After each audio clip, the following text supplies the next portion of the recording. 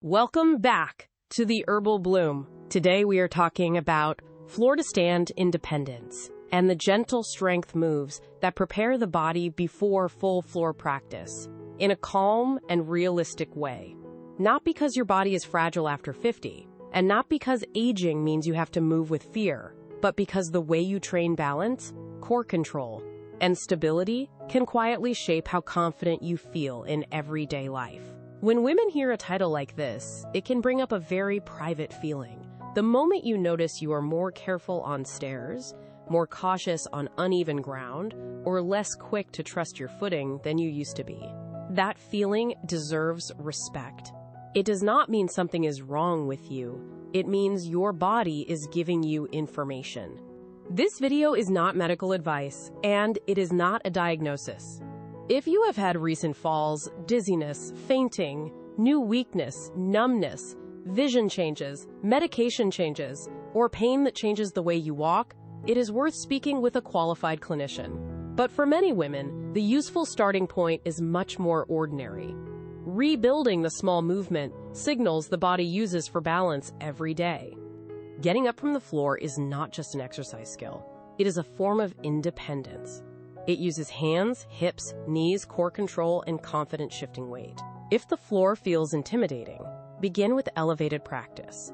Sit to stand, supported kneeling alternatives, and gentle hip strength before forcing full floor work. The sit to stand is one of the most practical strength moves after midlife. It trains legs, hips, trunk control, and confidence. Use a stable chair. Place your feet under you. Lean slightly forward from the hips. Stand up with control, then sit down slowly. The goal is not speed. The goal is ownership of the movement. Your core is not just your abs. It is the way your ribs, pelvis, spine, breath, hips, and deep stabilizing muscles coordinate before you move. A strong-looking midsection does not automatically mean good stability. What matters in daily life is whether your center can support you when you reach into a cabinet, step off a curb, carry groceries, or turn while walking. The hips are another major stability center. Many everyday movements happen forward and backward, but real life also asks for side-to-side control. You step around a bag, avoid a dog, turn in a grocery aisle, or catch yourself when the sidewalk slopes. If the outer hips are undertrained, the body may feel less steady, even if you walk often. Your feet are your first contact with the world. When the toes are stiff, the arches are passive, the ankles are weak, or shoes do all the work. The body receives less information from the ground. That does not mean you need complicated foot drills. It means you can begin by noticing pressure under the big toe, little toe, and heel, and by letting the foot participate in balance, instead of simply surviving inside a shoe. A chair, wall, or kitchen counter is not a sign of weakness. It is a smart training tool. When your hand is near support, your body can practice balance without the stress of feeling unsafe. Over time, the support can become lighter, but you do not need to remove it to prove anything. Single leg balance does not have to start with standing on one foot in the middle of the room. A safer beginning is a marching drill near support. Lift one knee a few inches, place the foot down, then switch. The body learns to transfer weight, stabilize, and breathe, while one foot briefly does more work. Side steps help restore a pattern many people rarely practice. Stand near a counter or hallway wall. Step to the side, bring the other foot in, and repeat slowly. Keep the toes facing forward if that feels comfortable. Think of the outer hips waking up, not the body rushing through another exercise. Heel raises are simple, but they matter. Calf strength helps with walking, stairs, and push-off. Stand near a counter, rise onto the balls of your feet, pause briefly, and lower slowly. The lowering phase is important because real-life stability often depends on controlled descent, not just lifting up. A common mistake is starting too hard. If a drill makes you hold your breath, grip the counter, or feel frightened, the challenge is too high for today. A good stability drill should ask for attention, not panic. You should finish feeling more connected to your body, not punished by it. Progression should be quiet. You might reduce hand support slightly, Slow the lowering phase, add 1 or 2 repetitions, or practice on a day when you are a little tired, but still safe. Progress is not jumping to a harder version. Progress is doing the same simple thing with more control and less fear. Strength and stability also support the bigger picture of healthy aging. Stronger muscles help you move with more control. Better control may help you navigate uneven surfaces more confidently. Load-bearing movement can also be part of a broader bone-supportive lifestyle, especially when paired with nutrition, sleep, and medical guidance when needed. Around menopause, many women notice changes in muscle, joints, sleep, energy, and body composition. Those changes can affect how movement feels. The answer is not to push through aggressively or avoid movement completely. The useful middle ground is progressive, respectful strength and stability training that meets your body where it is. Consistency does not require perfection. It can be 30 seconds while water boils, 2 sit-to-stands before lunch, a few heel raises while brushing your teeth, or 1 calm practice near the counter after a walk.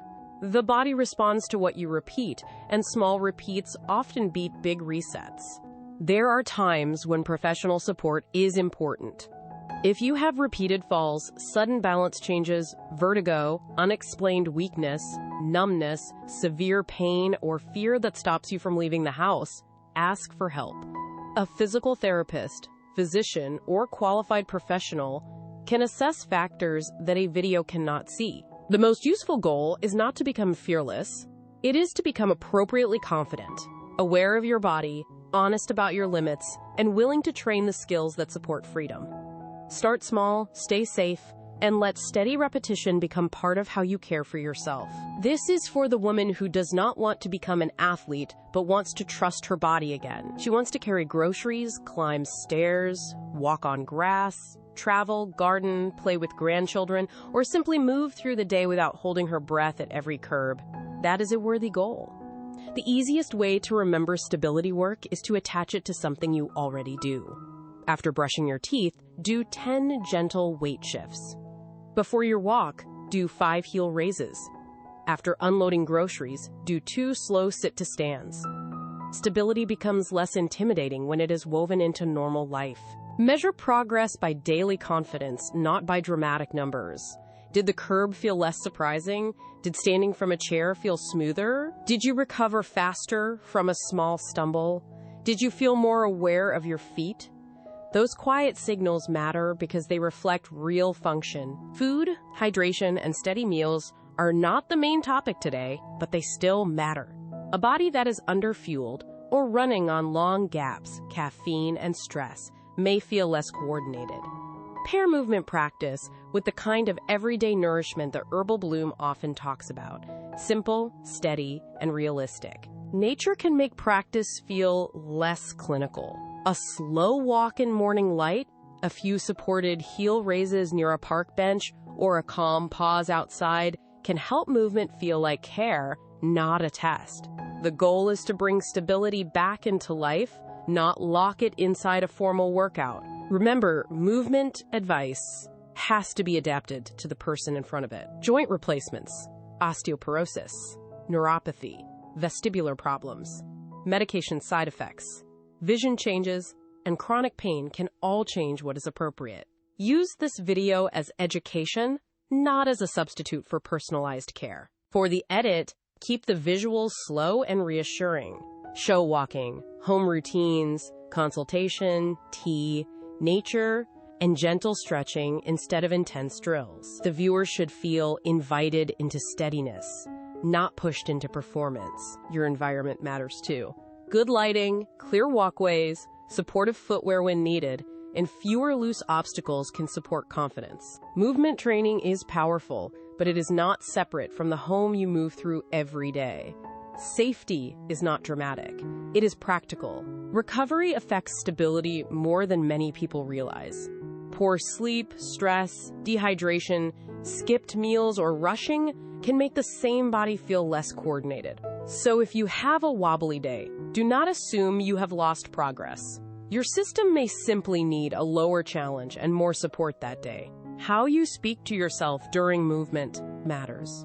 Instead of saying, I am getting old, try saying, I am practicing steadiness. Instead of saying, I am bad at balance, try saying, my body is learning. This is not positive thinking as decoration. It changes whether practice feels threatening or possible. One useful way to think about this work is to separate practice from performance. Practice is allowed to be small, supported, and imperfect. Performance asks how it looks. Practice asks what the body is learning. For this audience, practice is the better goal because it reduces pressure and increases consistency. Another helpful cue is to slow the transition points. Most people focus on the big movement, but balance often depends on the moment between movements. Before you stand, before you turn, before you step down, before you reach. Pausing for half a breath can give the body time to organize. The viewer should not be encouraged to chase instability for its own sake. A little challenge can teach the nervous system, but too much challenge creates guarding. Guarding may look like effort, but it is not the same as control. The safest visual tone is steady, grounded, and unhurried. Daily objects can become gentle reminders. A chair can remind you to practice sit-to-stands. A hallway can remind you to practice slow walking. A counter can remind you to practice weight shifts. The point is to make the home environment supportive, instead of turning wellness into another project. If the viewer is skeptical because the movements seem too simple, acknowledge that directly. Simple does not mean ineffective. Simple often means repeatable, and repeatable matters because coordination and strength are built by what the body practices often enough to remember. Avoid language that makes the viewer feel behind. Do not frame the body as broken, lazy, or aging badly. The better frame is that the body adapts to what it does most often. If life has stopped asking for certain movements, those movements can be reintroduced gradually.